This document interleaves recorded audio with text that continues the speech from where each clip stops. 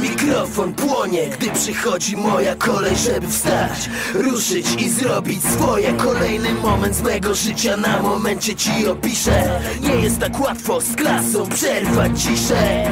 Tyle lat inspiracji szukam, narobiłem tyle syfu, że lepiej mi nie ufaj.